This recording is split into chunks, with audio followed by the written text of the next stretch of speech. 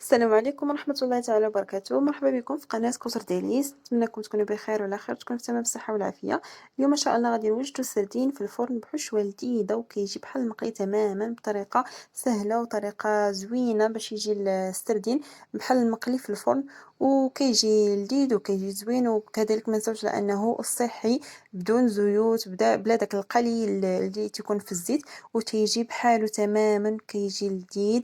فما تنساوش تشتركوا في القناة اللي تيجيو فيديو لأول مرة. ما ينساش تشترك معنا في القناة وتضغط على زر الاشتراك وزر الجرس باش يتوصل بكل ما هو جديد، وما تنساوناش بالتشجيعات ديالكم ولا لايك، وندوزو لطريقة التحضير ونتمنى لكم فرجة ممتعة.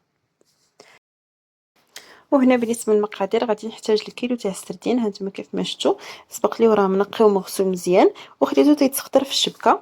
هنايا في التوابل غادي ناخذ واحد المعلقه كبيره تاع التحميره، ونص معلقه كبيره تاع الكمون، نص معلقه كبيره تاع الخرقوم، البزار هنايا على حساب الحروره، وعندي الملح على حساب الذوق، ومعلقه كبيره تاع السكينجبير، وعندي راس تاع الثومه كبير. هانتوما كيف ما كتشوفوا راه السردين كيبغي الثومه، فخديت واحد الراس تاع الثومه كامل نقيته وغسلته. هنايا عندي الهريسه على حسب الذوق، وعندي الحامض السيترون، وعندي الربيع. هنا بالنسبه للربيع خاص يكون المعدنوس يكون اكثر من القزبر، فتيعطي واحد اللذه للسردين او الحشوه، كيعطيو واحد اللذه.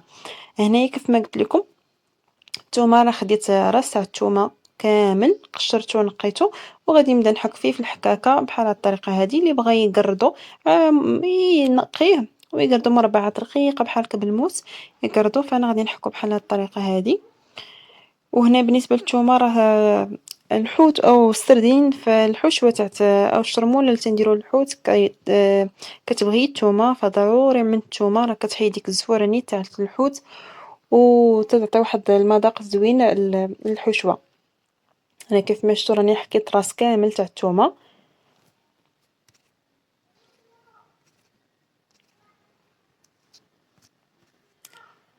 هانتوما كيف ما شفتوا من بعد ما حكيتو كامل غادي ندوز دابا باش نقطع الربيع. يعني كيف ما قلت لكم بالنسبه للربيع واحد الكميه تكون مزيانه تاع الربيع، حيت قد ما درنا الربيع قد ما راه تيجي الحوت اولا السردين بحال الطريقه هذه تيجي بنين بزاف. المهم الربيع والثومه راه ضروري يكونوا كثارين باش هكا تجيكم الحشوه لذيذه تاع السردين اولا اي حوت عندكم يجي بنين. غادي نقردو بهذه الطريقه هذه نقطعو، اولا اللي كان ديك الخلاط الكهربائي او ديك الطحانه الكهربائيه ديروه فيها. فانا بغيت انني نقطعو بالموس باش نشارك معكم جميع المراحل، وناخذ هاد القراده هذه ونحاول انني نزيد ندقدقو مزيان باش هكا يجي رقيق يجي ربيع رقيق ما يبقاش غليظ. او الا كان عندكم حتى الكرفس حتى هو الا كان عندكم زيدوه حتى هو راه تيجي بنين وتعطي واحد البنه زوينه للحوت.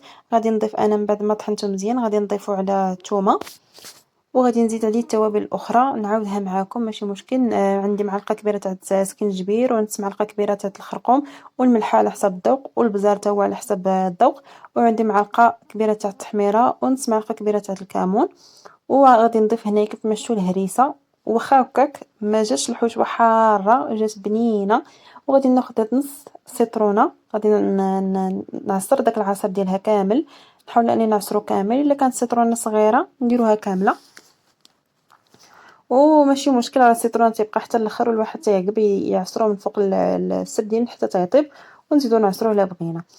هنا كيف ما شفتوا عصرت ديك نص حامضه كامله، وغادي نمزج هاد العناصر. غادي نضيف هنا شويه زيت البلديه، اللي بغى يضيف زيت روميه يضيفها. صافي غادي نمزج هاد العناصر. هنا بالنسبه انا الحشوه خليتها شويه ناشفه، ما جريتهاش حيت حنا بغينا السردين يجي بحال مقلي. الا حنا جرينا الحشوه غادي ملي غندخلو الفران غادي تسيل ديك الحشوه من الجناب، وغادي بحال غادي يطلق الماء الحوت وهاد الحشوه غادي يطلق الماء وغادي يجينا بحال طايب شويه في البلول. وحنا بغيناه ناشف، اذا بغيناه يجي بحال المقلي داكشي باش خليت الحشوه ناشفه، ما كثرتش لها الزيت وما كثرتش ما درتش فيها الماء نهائيا، من غير داك العصير تاع الحامض هو بوحدو اللي جاري هو والزيت. وهنا من بعد ما وجدنا الحشوه عندي هنا لا شابلور. بالنسبه لا شابلور راه قديتها في الدار، غير الخبز تيكون يابس عندنا وتنحكوه وهكا راه تنكونوا محصلين على لا شابلور. وغادي ناخذ هنا السردين وغادي نحاول ندير فيه الحشوه. بالنسبه للحشوه حاولوا انكم تكثروا فيه من الوسط، ما دهنوش فقط زعما غير دوزوا عليه الحشوه صافي وتسدوا، لا ديروا شويه الحشوه تكون المهم بركه. المهم ديروا الحشوه راكم عارفين اش بغيت نقصد. وغادي نزيدو هاد السردينه من فوقها، ونحاول انني ندهن الوجه ديالهم من برا، وهكا غادي نمرمغهم في لاشابلور ونحطهم في الصينيه. بالنسبه للصينيه ديروا فيها ورق الطبخ باش هكا ما يلصقش لكم السردين في الصينيه. وهانتوما نمرر الوجه ديالهم من لاشابلور صافي، ونحطها في الصينيه ونبقى نكمل بنفس الطريقه. بالنسبه لاشابلور نقولها لكم بالنسبه اللي ما عارفش كيفاش يديرها، تشدوا الخبز ديال المهم خصوصا ديال الزنقه ولا المخابز الكومير او الخبز العادي، والا بقى عندكم ما ترميوش احتفظوا به في شي ميكا هكا حتى تيكرم لكم، او الا كنتم مزروبين عليه دخلوه الفران يكون سخون حتى تيكرم، ومن بعد حكوه في الحكاكه اللي تحكوا فيها المطيشه والبصله، وهكا تحتفظوا به في شي بواطه اولا في شي ميكا تكون مزيانه، وديروا فيه شويه الملحه باش هكا ما يخسرش معكم وراه كيبقى مزيان تستعملوه في هاد شي تاع القلي او لا بحال كان الفران حوت ولا اللي كان مهم. والمهم هو يكون عندكم موجود وصافي. هنا كيف ما شفتوا نستمر بنفس الطريقه ديالي حتى تنكمل الحوت كامل. وحاولوا على انكم ديروا الحشوه الوسط باش يجيكم السردين بنين ويجي عامر من الداخل بالحشوه تاع الربيع والثومه والتوابل. هانتوما كيف ما تشوفوا راه تندير الحشوه من الوسط ماشي غير تندهن الحوت وصافي، وتنسدو. وخاص يكون بحال ما تكونش وحده صغيره وحده كبيره باش هكا يجيكم زوين في المنظر ديالو ويجي مقاد.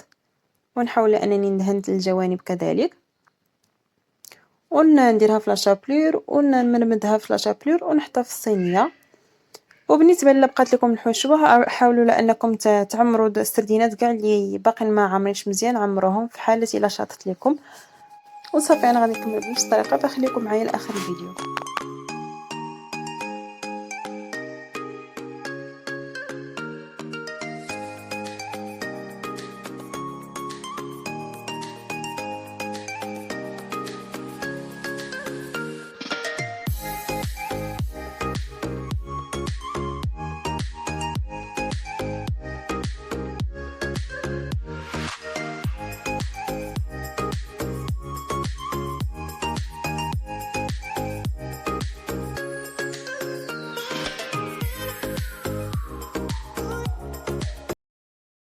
هنا كيف ما شفتوا من بعد ما كملت السردين بالتعمار ديالو، غادي نزيد عليه هنايا شويه زيت البلديه من الفوق، واحد الخطيطه تاع زيت البلديه، وغادي ندخلو الفران على نار متوسطه غير من التحت فقط، وهكا راه تيطيب وتيطلع عليه الصهد وتيتحمر حتى من الفوق. ما تشعلوش عليه الفوق راه غادي تحرق لكم، شعلوه غير من التحت. وهانتوما كيف ما شفتوا من بعد ما طاب معايا السردين كيف ما قلت لكم راه شعلت عليه غير من التحت وخليته على نار متوسطه ماشي مجهد وماشي ناقصه بزاف. وهكا راه السردين ديالنا طاب وتيتحمر حتى من الفوق، حتى الا بان لكم مازال ما تحمر من الفوق وتحمر من التحت هبطوه ماشي مشكل، هبطوه لتحت وحضيوه معاه حتى تيتحمر لكم من الفوق. وهكا السردين ديالكم راه واجد وتيجي رائع بزاف، تيجي بحال المقلي تماما، تيجي مقرمل، تيجي لذيذ بزاف وما تيجيش مزيت نهائيا، وكيجي صحي ولذيذ. وهذا هو الشكل النهائي ديالو، تقديم نهائي. نديرو معاه شويه ربيع او شويه الخس والحامض ونقدموه بالصحه والراحه. فنتمنى ان شاء الله الفيديو نال الاعجاب ديالكم، والا جاكم الفيديو ما تنسوش على انكم تبارطاجيوه مع الاهل والاحباب ديالكم، ونتلاقاو ان شاء الله مع وصفه جديده وفيديو جديد. فنخليكم على خير ودمتم في امان الله، وبسلام عليكم.